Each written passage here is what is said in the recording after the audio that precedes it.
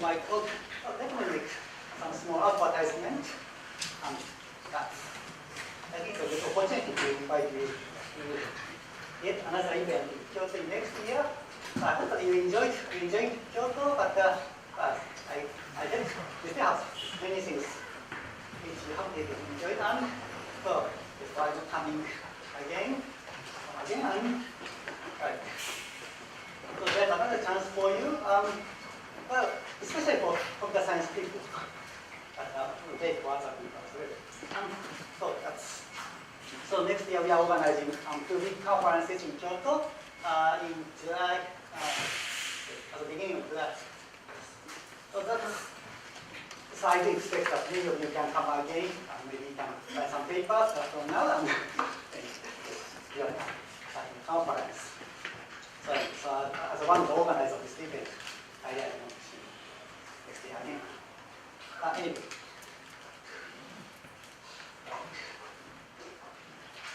Okay, thank you very much for inviting me to give this talk, this wonderful workshop. I'm new to this workshop, and also, I must say that my knowledge of computer physics is quite limited. And I'm a computer scientist, basically working on programming languages. So today I'm going to talk about something about computer science and mathematics, but in the hope that it could be also interesting of interest to quantum computation or quantum informatics. Right. So let me start with some classical mathematics. It's a very established mathematics, geometry, and topology, and people typically ask, given two knots, same line up to some continuous deformation. And this kind of question is quite typical and also quite difficult in many cases. And so geometry people are, so instead of looking at these knots, they try to capture some invariant that's not changed under some manipulation of such geometric topological objects. So that's known as knot invariance. And there are lots of nice knot invariants discovered by many clever mathematicians. And so similarly, for computer science people, it's very crucial to think about the equivalence between programs or processes, whatever else. And well, there are many, in this case, there are many different criteria of the sameness, but for some simple cases, it is enough to look at some invariance under some execution programs or computation. So we look for some mathematical value which is invariant under computation. And that's one of the key ideas of semantics of programming languages. So that's, in this way, we somehow identify some syntax-independent mathematical structure used for reasoning about programs. And because there are many people, many categorically minded people, maybe it's useful to think about more functorial side. But in the case of topology, in the case of knots or tangles, it's quite useful to think about some sort of syntactically defined or geometrically defined category of tangles, and that's a nice model category. And then to give an invariant of tangle is to give us some structure preserving function into some nice, some appropriate Riemann category, typically some the representation of some quantum group and so on. That's typical story in quantum topology. And so similarly, for the science people, to give semantics of simply dichotomic calculuses and to give some structure preserving function into some category. That's another story that's familiar to us. So in this way, so this is sort of functorial semantics. So we have invariant in this picture. So you see that invariants and semantics are almost the same in that they both talking about some giving appropriate structure preserving functions. And more we can say more.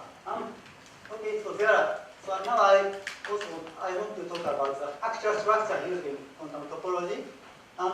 So there's one very nice story about ribbon categories or total model categories and modular tensor categories that developed for giving some informal account of quantum topology.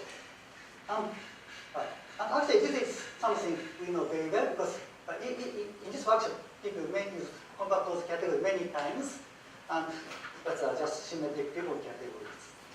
And also, after introducing ribbon categories, so Jumaya and Berti also gave some very nice characterization. Full submodular categories or ribbon categories as now known as traced model categories. So that's what modular category is some soft feedback operator, some operator for creating cycles. And that's quite useful in computer science. So soon we discover that it can be very useful for explaining some fixed point semantics. That has more than 40 years history now. And also it's useful for modeling cyclic structures and networks and so on. And also it is useful for explaining some way of implementing bidirectional communication, that's Girard's geometry interaction. And of course there are some data categories. Right. So we are happy about this situation in a sense. So the quantum topology is a nice area, nice mathematics, and also we are proud of the semantics of our languages. And it's quite fun to see that we have something common. But still the situation is not quite satisfactory in that. But there are some key ideas of quantum topology, and actually the word quantum comes here. So people use some sort of quantum deformation of some algebras like enveloping algebras or real algebras to create non-symmetric braiding. That's quite important in topology. But unfortunately that we don't see this idea in computer science. So far we didn't have nothing to say about this nice idea of quantum topology. That's quite amazing to me because my institute is also famous for research on quantum groups and also quantum topology, and many people ask me, many people complain me about that. But you are saying that you are using trace model categories, but you are not using this crucial idea of quantum topology. So I thought the other seriously and tried to do something. So today I want to explain something what I encountered in this story. So in short, in some cases we can really copy the ideas of quantum topology into semantics and can create some braided model categories, but also it is not always successful in some interesting cases like game semantics. And as I said, actually, so today everything I give a very mathematical results and not much of physical. I'm sorry for that. But still, I hope that it can eventually lead to some nice new connection between semantics and quantum computation, like topological quantum computation, for example. So here is my own story. Well, sorry that there's no physics in this picture. So there are two areas of topology and computer science. Yes. And in the 80s, so topology people discovered quantum topology. And also in computer science, we already had fixed point semantics and domain theory, and also Girard invented geometry interaction in the 80s. And then topology people somehow thought about ribbon categories. They invent ribbon categories and modular tensor categories to explain some significant part of quantum topology. And then, it's early 90s. Then, in the late 90s, actually we found applications of such model categories in computer science. So now it can cover substantial amount of quantum topology and also fixed point semantics and geometry interaction and more. But still, there are no real interaction between the two communities. And then, but now I can say that there are some intersections. Basically not empty. But anyway. Right. So, like many talks in this workshop, I use some graphical language for monoidal categories, and I'm sorry that, unlike many talks, I use pictures for monoidal categories from left to right. So, morphism from A1 tensor to tensor.am into B1 tensor.bn is, many people use some pictures from bottom to top or top to bottom, but here I use something from left to right. I think that it is not so inconvenient for you. So I have some reasons to stick to this for now 20 years. Alright, and in this setting, we can very nicely explain some concepts of monoidal categories. So first, braiding is just swapping to objects. But unlike symmetry, we do care the ordering of the swapping. So we separate the braiding and its inverse. They are not necessarily the same, and also they are assumed to satisfy some previous condition like this one and this one. Right. And in the case that braiding is equal to its inverse, we say that it is just symmetry. That's something quite familiar to us. So this is a braid categories and symmetry categories. And also, this is a bit technical, but it is also quite natural to assume some sort of twisting on the objects in monoidal categories. That's natural isomorphism of the identity functor, but maybe it's best to look at the picture. That's sort of twisting ribbons or some framed strings. And it satisfies just one non-trivial equation saying that so twisting two parallel ribbons is the same as twisting each ribbons and together with introducing two braidings. And maybe you can just test your favorite cable or something like that to do this. This is a topological file. And so category theory people suppose that braided monoidal category is treating balanced monoidal category.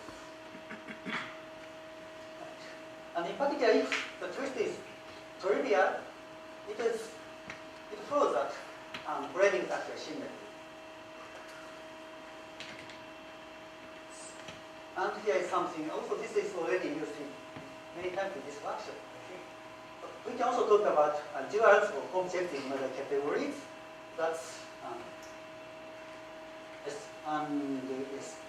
So just for each object, we assume some dual object together with some structure map or unit and counit, and satisfying these natural equations.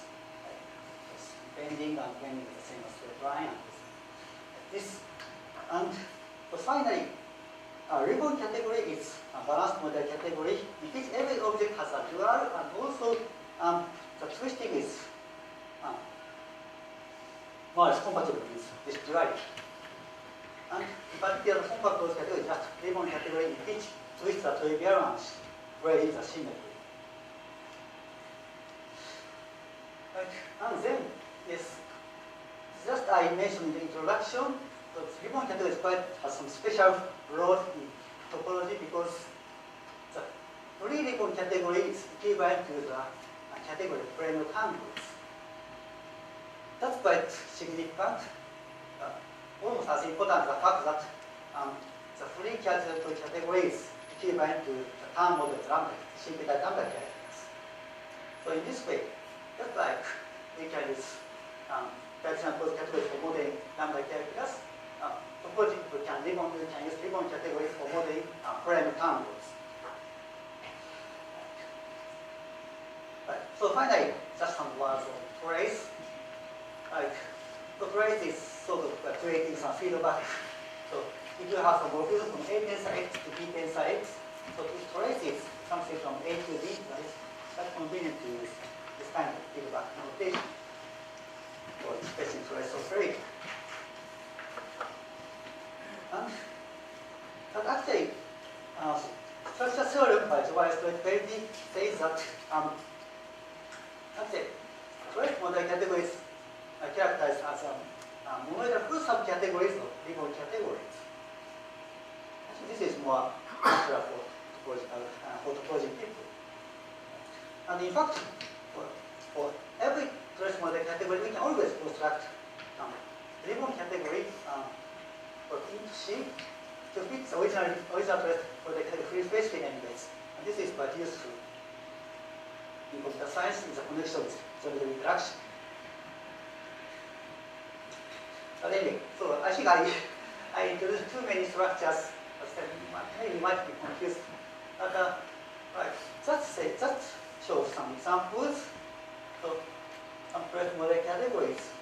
So first in computer science, so say the first trace category I met was that of domains. So say omega CPOs and continuous maps, in which trace is determined by the least fixed point operator. And the same can be done in the stable domain theory. So you could replace CPOs by DI domains and then continuous map by stable continuous maps. But again, we get trace category. Yes. So again, the fixed point operator looks like trace. And actually, there is some bijective correspondence between trace operator and so-called convex fixed point operator and Cartesian categories. So it's really, in this context, in the Cartesian context, it's really the same that talking about trace is talking about some nice fixed point operators. And then, yes, so we have compact closed category of some games, known as convex games. That's one of the simplest categories using game semantics. And another category, actually I'm going to use a lot in this talk, is compact closed category set and relations. That's also mentioned in this workshop many times. And also we have lots of models of geometric interaction or bidirectional communication created by interconstruction. And so far, all such examples are symmetric. They do not have non-symmetric way. And on the other hand, in mathematics, the typical compact closed categories, finite dimensional vector spaces and linear maps, right? So the trace in this setting is really a trace in the standard sense. And also the important example of Ribbon categories came from quantum groups is that the category of representations of quantum groups actually do give good examples of Ribbon categories, from which you can derive many important invariant knots, like Jones polynomials and Humphrey polynomials and so on. And also, I said something about Ribbon category frame time. That's actually equivalent to free Ribbon category. And finally, modular tensor categories, that's a Ribbon categories, satisfying some nice conditions that is for modeling topological quantum field theory. And for the last three cases, they often have non-symmetric rate. That's quite important in application of topology. Right. So this is just showing you some examples. Then, okay. Now so far I talked about some structures of monoidal categories. Now I talk about some structures in monoidal categories. Again, some of them already used in this workshop several times. But first, I should explain the outline of my story, or story coming from topology. So the starting point is, okay, so we first pick up some favorite compact closed category, any compact closed category, pick up, then try to find something called Hopf algebra in the category. That's not trivial. But then if you have Hopf algebra, then you can talk about its modules. That's actually algebras are monad or tensor in that Hopf algebra. And if you're lucky enough, we already have a nice model category with some rating. That's good. But normally it doesn't work in this way. And then we do one extra step. We do perform one extra construction that's to replace double construction, which turns Hopf algebra into something called Hasegawa Hopf algebra. That's the Hopf algebra. It is something called universal arrow matrix. And then the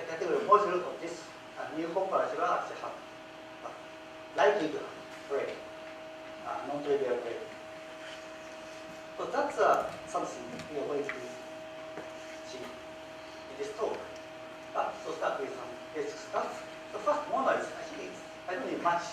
But this is just monoids as object is some binary operator, multiplication operator, and also unit morphism, satisfying associativity, and also the standard unit actions. Right. And then a monoid is commutative or symmetric if it satisfies this action. This is also quite natural.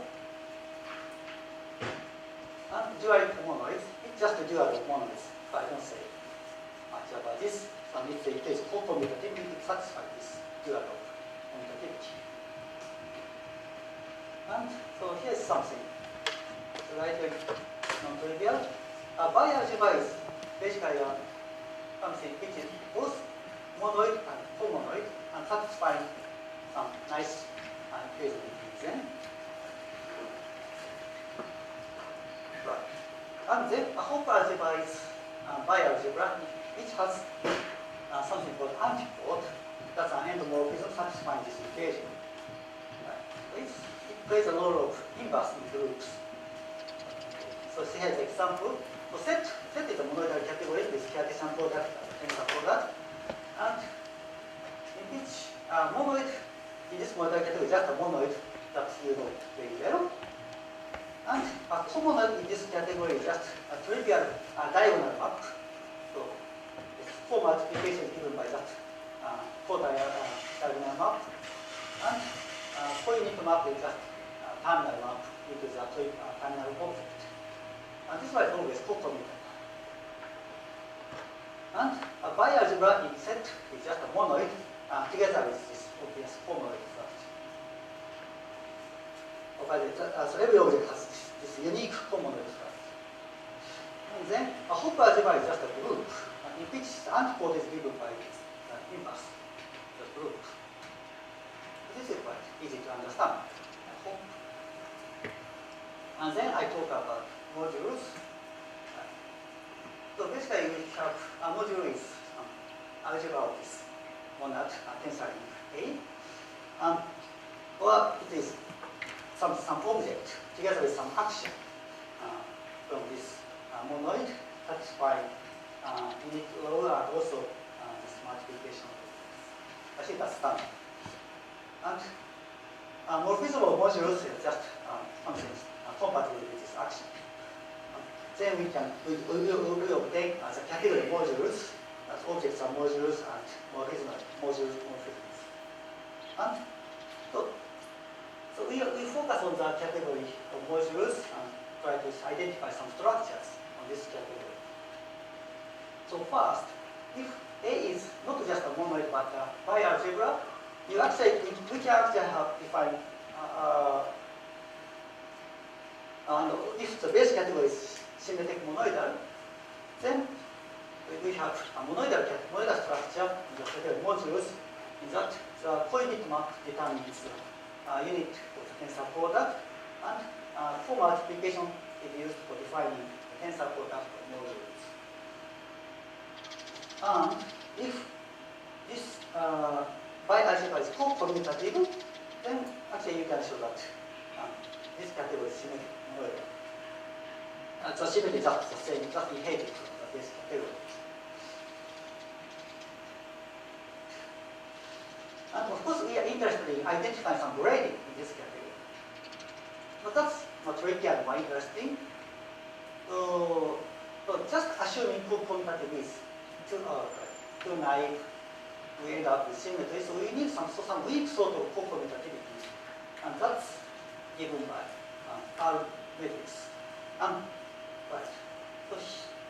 So this is actually a sort of reverse engineering. So assuming that you have grading in the category of modules, then you can figure out what it means on your bi-algebra. But it basically ends up with something like this. So some constant or some morphism from unit to A tensor X. That's typically called grading element or inverse R matrix, and satisfy these 3 equations, and also some conditions, some natural conditions. Right. And maybe this one is the most important because it says that you have 4 multiplication followed by symmetry here. And on the right hand side, you have just photometer. So this one actually relates. This one is some weak form of photommutativity. So we don't say that they are equal, but they are related by multiplying this R matrix. And Castro-Triangular bialgebra is just bialgebra gives with such R, because it was R matrix. And also, in the case of Hopf algebra, we can say even more. For simplicity, I assume the base category is compact closed. And if A is a Hopf algebra, so it's not just bialgebra, but also has antipode, then you can define dual modules. In defining duals, so on objects, object parts, it just takes a dual, the base category, and on this action, we do this S antipode for defining the dual. And putting these results together, if you have a Castro-Triangular Hopf algebra, then the category on the compact closed category, then you get a weighted model category with duals as a category of modules. And together with some small side some constructs, we can also define twists on this category. And so if you have some nice element called universal twist element, then you get a ribbon category of modules. So such Hopf algebra are called ribbon Hopf algebras, and for every ribbon Hopf algebra in compact closed category, you get the category of ribbon category of modules. So this is a quite popular story in quantum topology, and now I need this in there. But here's the summary. So far, if you have monoid, you get category, of course, so you have monad. And so you have the category algebra, so monad. And if it is symmetric, if it is bialgebra, then you get monadal product. If it is commutative, then you get symmetric model category. And if you have R matrix, then you get weighted model category. And also, if the base category is compact closed, and if you have Hopf algebra, then you get model category with duals. So combine this. If you have compact closed category and Castro-Triangular Hopf algebra, then you get weighted model category with duals. And finally, if you have compact closed category together with a ribbon Hopf algebra, then you get a ribbon category.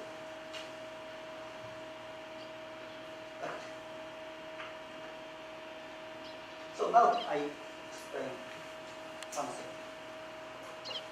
Something which makes works well. So let me recall the compact closed category rel. Again, this is quite popular in this community, I suppose. So rel is a category of objects or sets, and morphism are just binary relations. A composition just defines relational composition. I came and morphism is just a function, non-deterministic function from A to something. And it is a compact closed category because the Cartesian product on sets determine tensor product, non-Cartesian tensor product in UL. And duals is identity on the objects, and we have diagonal morphisms for unique and polynomial duality. And symmetry is just swapping elements, swapping relations. That's simple. And it has many applications in the science. We can model non-determinism, concurrency, linear logic, some differential number calculus, and so on. And also, this is also a Dagger compact closed category, so you can some toy model categorical quantum stuff. So we are going to identify ribbon Hopf algebra in this setting. That's new. That's not known before, right? So first, we start with some group. You can pick up any group. And so, as I already said, any group gives rise to a Hopf algebra in set. In the category of sets as functions.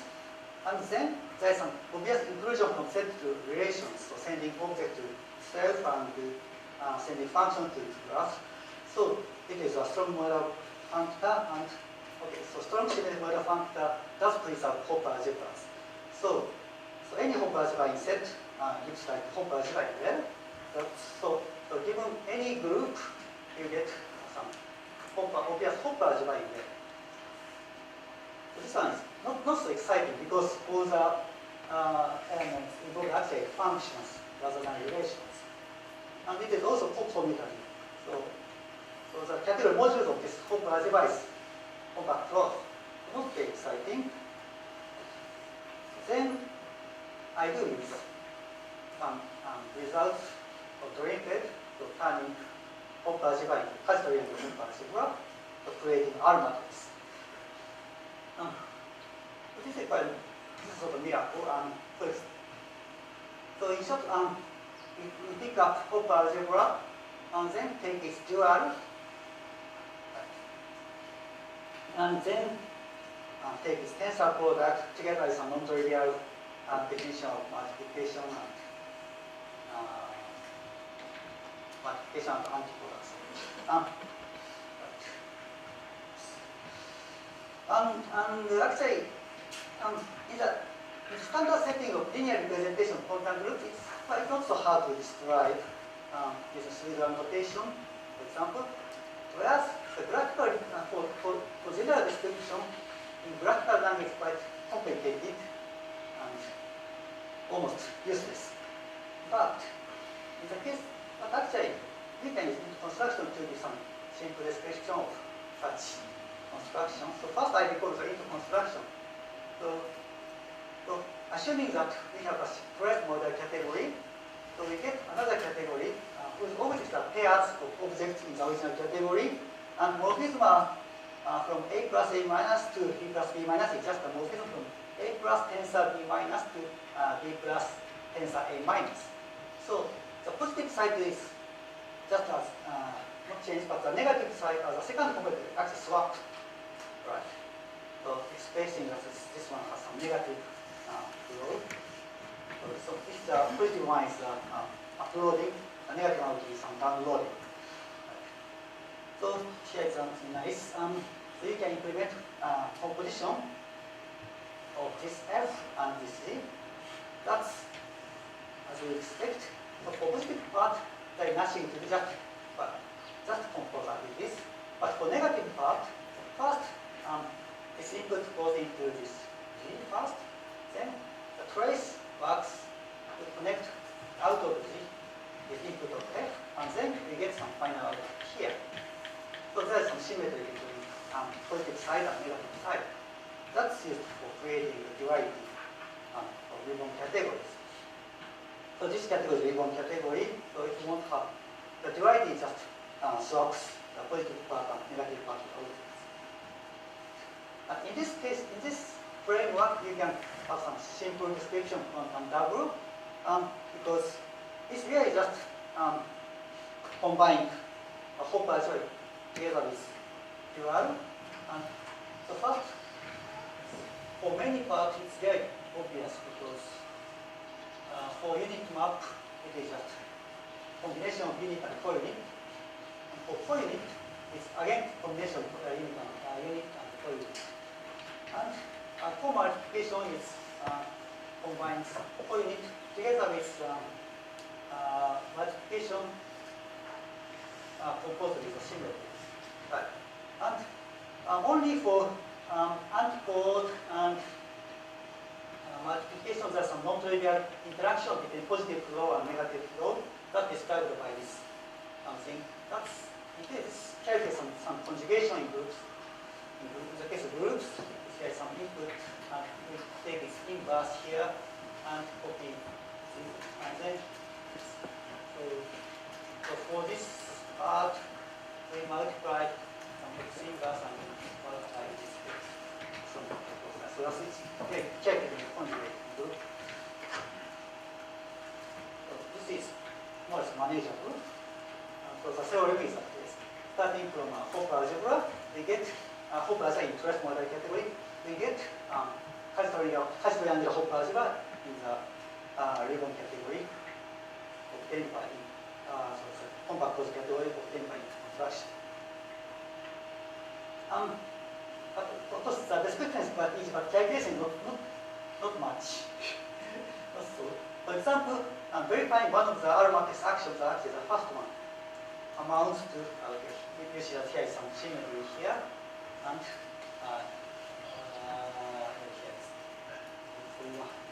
right. So you have to check that this one is equal to this one, and I'm happy that I have a big blackboard in my office, and also I have very nice chalks and to waste, and so it's a very nice exercise. But it would be good if you have some nice automatic way of verifying this kind of equation, but I don't know if there's such technology or even it exists. It exists. Okay. So you can automatically show this. Oh, good. It's going to make you do it on board. Okay. Because the rewriting system for non-commutative Hopper is already complicated, and also handling arithmetics is also quite. This time we just create, but it's okay. But that's good science. Right. But anyway, so now coming back to REL, we can start from the group. We can start the Hopper algebra in REL, and then apply the quantum dark group, and also some adjustment for taking use of the equivalence between REL and root of REL. The REL itself is a quantum closed category, they are actually equivalent. Then we finally get some Riemann Hopper algebra, Hasegawa Hopper algebra. It is actually also a Riemann Hopper algebra in REL. So here is something. The multiplication involves some conjugation here. Yes. So this pair and this pair is related to this pair. So it's not just a simple multiplication, but it involves some conjugation. Here, this one is this one is this one is this. And again, for antipode, this pair of G and H is related to this one. So it's not just taking inverse, but actually taking inverse and then taking some conjugation. So this is a Riemann Hopper algebra in there. And then we can calculate its modules. That's actually something quite.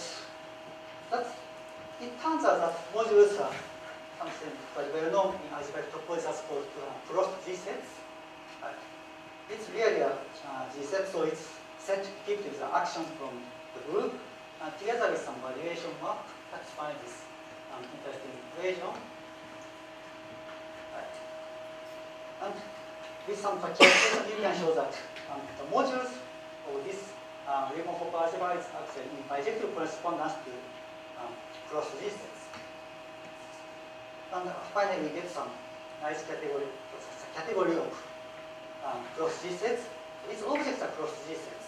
Morphisms are just binary relations satisfying that if X and Y are related, so are G is X and G is Y is production, as well as X and Y are the same value. So in this way, we obtain some Riemann category of cross G-sets and suitable relations.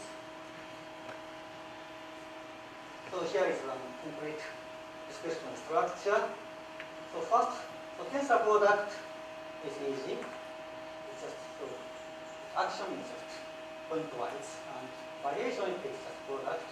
And grading is actually interesting because we have pair. So this result is not just swapping. So this variation X acts on Y. And also for twisting, so it relates X to X value acting on X itself, something like this. Right.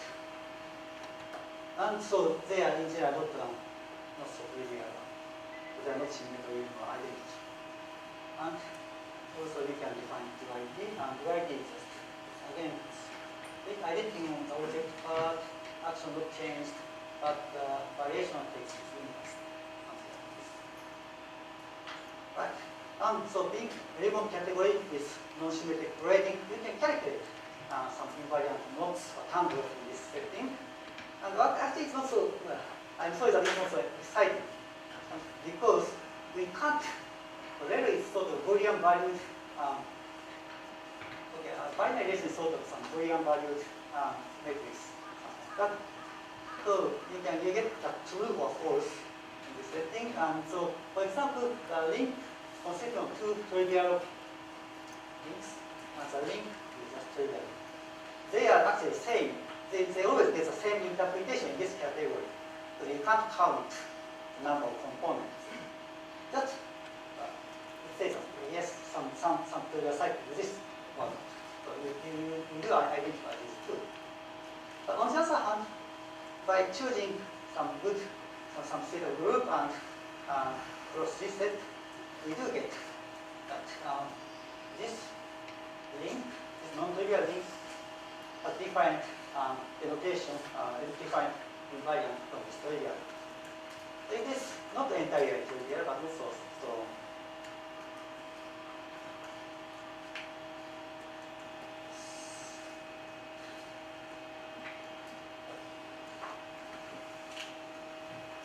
By the way, so, but except that it is graded and has twist, non-trivial twist, it is really, this category is quite similar to rel. It still has finite byproducts, and if you like, you can define linear exponential, some exponential operator in linear logic. So you can model graded linear logic. You can even define some linear form of fixed point operator, and so on. So all you have there, almost all you have in there also works in this setting. So you can combine things. So in principle, you can interpret recursive programs and not in this single category. So you get some very complicated, some spaghetti program. You can interpret some spaghetti, very spaghetti program in this setting. Right. But there's also some bad news. Okay, so after seeing this success in rel, we also try some other categories, usually in semantics, in the hope that we can get lots of graded semantics for free. But so one of such candidates was categories of games. For each last year, I got an internship student from the ENS Paris, Keiji Mayer, and I asked him to calculate some Hopper algebra in the category of compact convoy games. And but he never made success in that direction. And after spending a few weeks, he said, "Well, there's no Hopper algebra in that, but except for the trivial one." And yes, that's something that I didn't really expect. And so this was shown by some careful analysis of the morphism of this category. That's the winning strategies. Right. So Tenchi somehow checked which actions of Hopper algebra requires some condition, which condition strategies, and he finally identified. No, there is no way to satisfy the antipode action except for the trivial one, the case. And actually, his proof can be also used for many other monoidal categories of sequential games. So, therefore, in many familiar games of sequential games, we don't really have Hopper algebra. So at least we can't mimic the story of topology in such settings. So there's nothing free in this setting. We also looked at some more sophisticated cases like concurrent games, asynchronous game in which we can relax some conditions of games or strategies, which seems to be good for accommodating such antipode actions. So we hope that we could find some non-trivial examples in such direction. it's not so easy, especially for asynchronous games, because still we don't have the precise definition of the category of asynchronous games. The already published papers on this and we couldn't go fast. Right. And also we try some popular model linear logic. In this case, we try some autonomous category rather than compact categories. That's autonomous categories having some weak sort of duality, weaker than compact categories. Here, right. So the obvious candidate was for hidden spaces. That's the original model linear logic. But in this case, we are not 100% sure. But actually, there are Hopper algebras in this category. But it seems that the form of R matrix is quite limited. The possible form of the R matrix is quite restricted in this setting. So our conjecture is that there is no non-trivial or Hasegawa Hopper algebra in this setting, except for some symmetry, commutative ones. But on the other hand, for some model, another model of linear logic, it allows finite spaces. The situation is quite different. So there are non-trivial Riemann Hopper algebras in this setting. But in this case, this is quite very trivial because there is some structure present function from level to finite fragment level into this finite spaces. So we can import our Riemann Hopper algebra into this category of finite spaces. This time, there is some easy, almost free solution. So difference is that to us, to me, the difference is that the finite space access allows some sort of interpreting parallel or concurrent computation, and that seems quite useful to implement it. And that's also the case for REM. Whereas for hidden space, it's sort of stable domains, and that's not so easy to accommodate such. And by the way, maybe this is already known, but it's worth mentioning because there is no hope for derived Cartesian categories from fixed operators. There is no non-trivial Hopper algebra or a group object in the setting because any group object recognized in a so-called mass operator in such setting determined by this. So I'm saying that this extreme with xy central y and xyy central x.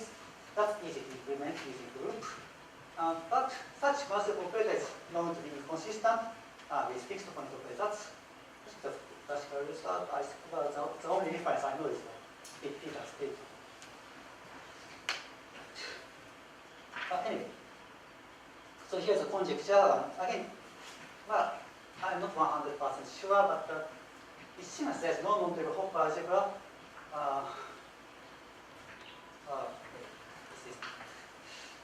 There's no non-trivial Hopper algebra in the category obtained by into construction from a traced Cartesian category. If this is true, maybe we have to give up many categories using geometric interaction and so on. In which we start, in many cases, we start with trace with Cartesian product or Cartesian components. Another direction, and actually this is something I never managed to calculate to the end. But there is a case of some two-category bi-categorical setting. So instead of we could start to talk about this categorification. That's the category pro-functors, objects are categories, and oneself are pro-functors, and so on. So replacing binary relation by pro-functors. That's compact closed by category. In this setting, we do have non-trivial ribbon, should Hoppers or something like that. With a bi-category. Anyway, so for this we can do the same thing as we did for REM, starting with that. We first identify group object in this setting, That's quite well known, well studied as categorical groups are two groups. Two groups. That's quite well studied. And then it is automatic that they give a co-commutative Hopper algebra in the bicategorical group parameters. And then we apply the quantum double construction. It's bicategorical version. Then we get Ribbon Hopper algebra in this set. But the problem in this case is that calculation modules is quite difficult. I never managed to figure out the detail. And maybe, yeah. So there are lots of work on the representation two groups in some sophisticated setting, like two vector spaces as refinements. So maybe we should do that. So, so this is just really just some mathematical exercise. But so the goal of this research would be to develop some quantumized, graded Denotational semantics, and hoping that it has some application. And of course, one strong candidate for that is the area of topological quantum computation, in which many of you know better than me, fault-tolerant quantum computation can be implemented in this framework using some topological structure in some two-dimensional physical setting. But the point is that for topological quantum computation, its mathematical basis given by topological quantum field theory that's based on modular tensor category and modular tensor functions. So maybe that's one possible direction. At least we should give rise to some toy model of topological quantum computation using this approach. But as I mentioned, for some cases, our idea worked. For some cases, we are not successful. And especially that my naive intuition is that for most categories, good for sequential computations, but are not good for such quantumization. The category games difficult to quantumize. Also category domains, but also for some quantifying reasons. Also category property space and so on. Whereas some categories which are being used for modeling concurrency or non-determinism seems to be much easier to perform this construction. So my guess is that also this is also applies to some probabilistic situation or also some quantum situations, but I'm not quite sure. So anyway, so here is my current picture. Again, sorry, not much about quantum physics in this picture. Anyway, we have topology world and we have the science world. Now we know that there are some non-trivial intersections here, and also there is some closely related area of topological quantum computation. My hope is so we can make some connection somewhere next. So anyway, so this is all what I can develop now. Thank you very much.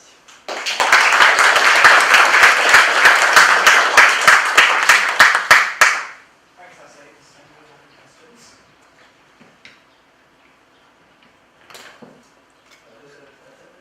You had this way of building a hot hand for the construction or a hot hand for Yes. Is it both? Does it come from the universal property, or is it just a clever trick?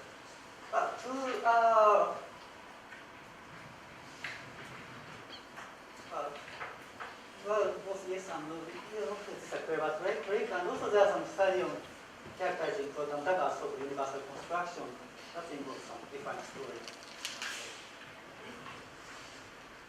Question?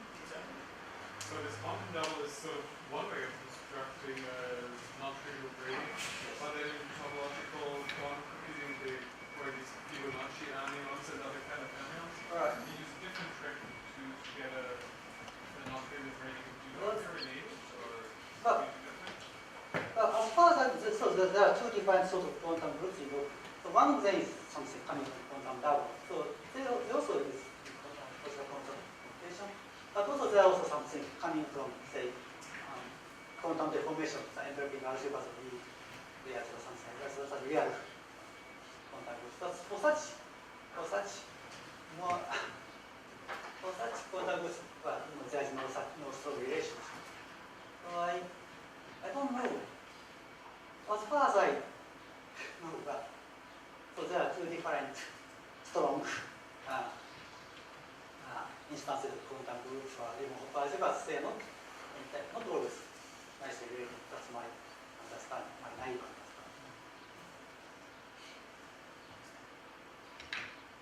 So you mentioned about the connection. So in the previous slide, you mentioned about the connection to concurrency or non-determinism, but these two are not really the same things, No, right? no. So usually presence of concurrency incurs presence of non-determinism, but is just non-determinism enough? Well, my experience with real states that yes, non-determinism is enough for many purposes. And my experience with games data, well, concurrency, some sort of interleaving some moves is required to implement some quantum group, some open algebras. So that's yes, so they are, yes, as you say, they are different, but for some different reasons, there seems to be some useful